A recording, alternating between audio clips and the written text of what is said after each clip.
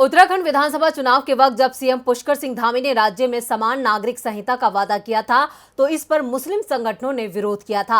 अब यह मामला फिर से गर्मा गया है क्योंकि मुस्लिम संगठन इसको लेकर मोदी सरकार से आर पार की लड़ाई का मन बना चुके हैं। खबरों की माने तो मोदी सरकार इस पर बिल लाने की तैयारी कर रही है, तो वहीं मुस्लिम संगठनों ने सरकार पर मनमानी का आरोप लगाया है। तो क्यों छिड़ी है यूसीसी पर रार, देखते हैं ये रिपोर्ट। 2014 के बाद से ही बीजेपी अपने एजेंडे पर काम कर रही है।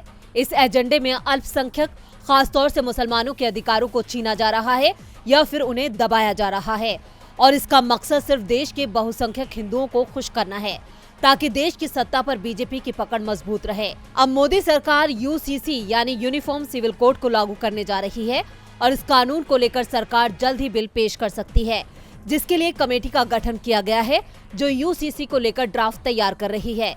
समान नागरिक संहिता को लागू करना बीजेपी का मुख्य एजेंडा रहा है।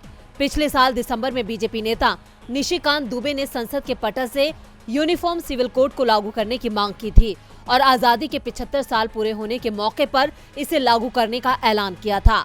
अब बीजेपी की उत्तराखंड सरकार ने इस मुद्दे पर कदम आगे बढ़ा दिया है। इस तरह से उत्तराखंड यूनिफॉर्म सिविल कोड को लागू करने वाला देश का पहला राज्य बन गया है। उत्तराखंड की पुष्कर धामी सरकार ने इसे लागू करने के लिए ड्राफ्टिंग कमेटी गठित कर दी है। धामी सरकार की इस कमेटी में 5 लोग शामिल हैं। वैसे संविधान का अनुच्छेद 44 कहता है कि समान नागरिक संहिता को लागू करना राज्यों की जिम्मेदारी है। ऐसे में बीजेपी शासित राज्यों को इसे लागू करने के लिए केंद्र सरकार की तरफ से पहले ही हरी झंडी दी जा चुकी है। इस बीच जमीयत उलेमाए हिंद ने देवबंद से कॉमन सिविल कोड का विरोध करते हुए प्रस्ताव पास किया है।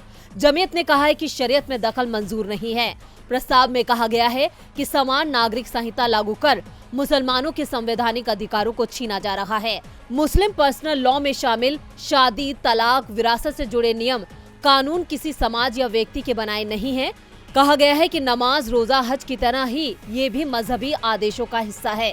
मुस्लिम संगठनों ने साफ कर दिया है, अब मोदी सरकार की मनमानी नहीं चलेगी और यूसीसी किसी भी सूरत में मंजूर नहीं होगा। डीबी लाइव की रिपोर्ट।